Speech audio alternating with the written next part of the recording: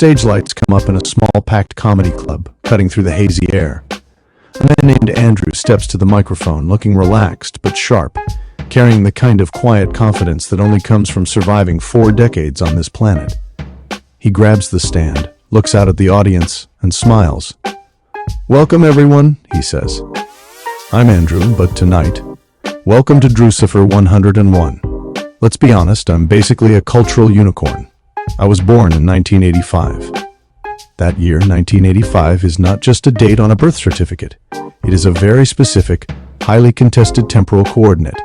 It places Andrew right in the middle of a bizarre cultural fault line. Sociologists and pop psychologists have a term for this specific pocket of humanity caught between the cynical, flannel-draped detachment of Generation X and the digital, hyper-connected earnestness of millennials. They call them Xennials. As Andrew points out on stage, it sounds less like a demographic and more like a failed dietary supplement or a prescription drug for restless leg syndrome. You can almost hear the rapid-fire commercial voiceover. "Ask your doctor if Xennial is right for you." Side effects may include quoting dial-up modem sounds and an unnatural attachment to physical media.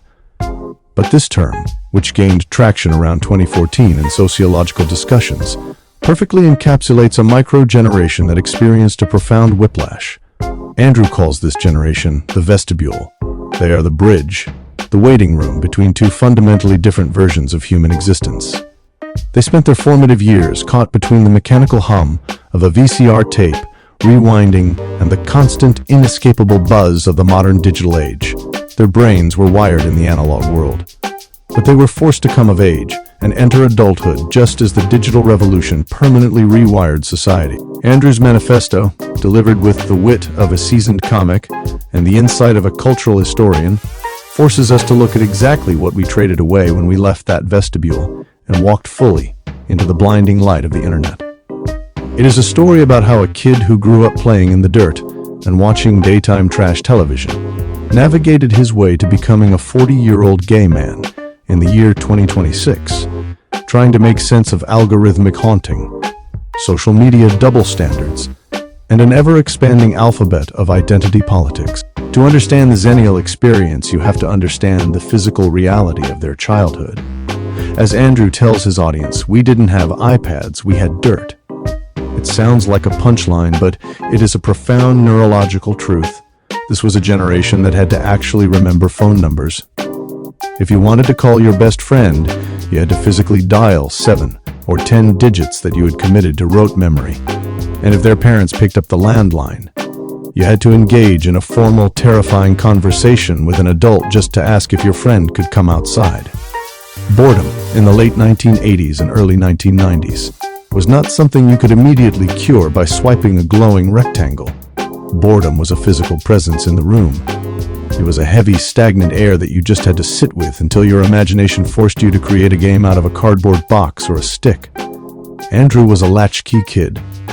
He belongs to the last generation to truly roam free, untethered by GPS tracking apps or cellular leashes. Being a latchkey kid meant letting yourself into an empty house after school, locking the deadbolt, and being entirely responsible for your own survival for 3 to 4 hours until a parent came home from work. There was a profound, echoing silence in those houses. Andrew acknowledges the specific loneliness of it.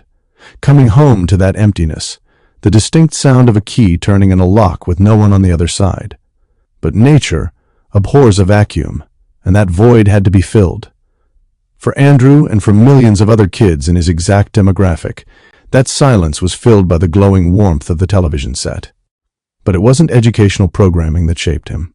As he confesses to the laughing crowd, Jerry Springer was my babysitter.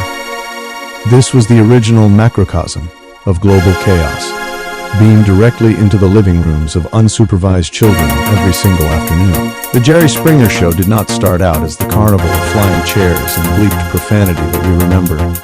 When it premiered in September 1991, it was broadcast locally from Cincinnati on WLWT. Jerry Springer himself was a former progressive politician, a city councilman who had actually served as the mayor of Cincinnati in the late 1970s. His early show followed the blueprint of the Phil Donahue Show. It was serious, issue-oriented, and focused on politics, family relationships, and current events. Springer was clean-cut, polite, and earnest, but the ratings were terrible. By 1994, struggling to survive in a crowded daytime talk market, the show underwent a radical transformation under a producer named Richard Dunham. They abandoned the high-minded political discourse and started leaning into sensationalism. By December 1994, the show began featuring on-stage physical brawls for the first time. They tapped into a vein of raw, unfiltered, and deeply messy human drama. By 1997, the show was completely overhauled into what critics called trash TV. The brawls were no longer cut for broadcast. They were encouraged. The show peaked in popularity in 1998, famously dethroning the Oprah Winfrey Show as the most-watched daytime program in a single week. For a latchkey kid like Andrew, sitting alone in his living room, this was an astonishing education in human behavior. He watched as people who had never been on television before, people who were marginalized, bizarre, angry, and desperate for 15 minutes of fame, exploded on a national stage.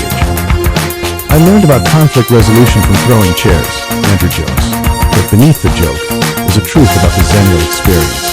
They were socialized by television that was actively pushing the boundaries of taste and decency, blurring the line between reality and entertainment. It was an analog precursor to the wild west of the internet that was waiting just around the corner. The transition from that analog childhood to the digital age is where the Xennial story becomes truly fascinating. Andrew reflects on what drove his life back then, before Silicon Valley took the reins of human consciousness. See, the biggest difference between then and now is the AI, he explains. Back then, my AI wasn't a computer. My artificial intelligence was a strange mix of three things: the rebellious energy of MTV, the fear of my parents, and the naive idealism of a high school crush. That was the algorithm that ran a teenager's life in the late 90s. It was a biological, emotional algorithm. MTV, which had launched in 1981, had become a cultural monolith by the time Andrew was a teenager, dictating fashion, music, and the baseline attitude of youthful rebellion. The fear of parents, the very real consequence of getting caught doing something wrong without the digital trail we leave today, provided the moral boundaries. And the naive idealism of a high school crush provided the forward momentum. That organic, messy, profoundly human algorithm is entirely gone now. Today, in 2026, Andrew feels like the modern algorithm is literally haunting him. He describes a moment of terrifying synchronicity that anyone with a smartphone has experienced. He will be sitting alone in his apartment, stub his toe, and yell out an expletive like asshole, and almost immediately, a video will pop up on his television or his phone with someone saying the exact same word. The crowd laughs, but it is a nervous laughter. Andrew voices the modern existential dread. I'm thinking, is this the flow of the universe, or is Zuckerberg just listening? We have moved from a world where our influences were cultural and environmental to a world where our very environment is engineered to surveil and predict our behavior. This algorithmic haunting brings Andrew to one of his sharpest critiques of the modern digital landscape, the rampant double standards of social media moderation. He describes the frustration of being put in Facebook jail or having his content demonetized simply for defending himself online. He paints a familiar picture. A regular user is targeted by a troll, often an anonymous bot account designed specifically to agitate and provoke. Andrew, reacting as any human would, claps back and tells the troll to kindly F off. Instantly, the automated moderation system flags him. He is deemed the threat. He receives a 30-day ban, effectively silencing him in the digital public square. But then, he points out the glaring hypocrisy at the top of the social hierarchy. He watches politicians, past presidents, current leaders, figures with immense global power, use these exact same platforms to spew hate speech, incite real-world violence, and act like giant orange children running the country. And what happens to them? They don't get banned. They get a microphone. They get a rally. Andrew's frustration is backed up by extensive research. Reports from the Brennan Center for Justice and independent oversight boards have consistently highlighted how social media giants historically shielded politicians from the rules that apply to regular users, citing the newsworthiness of their posts.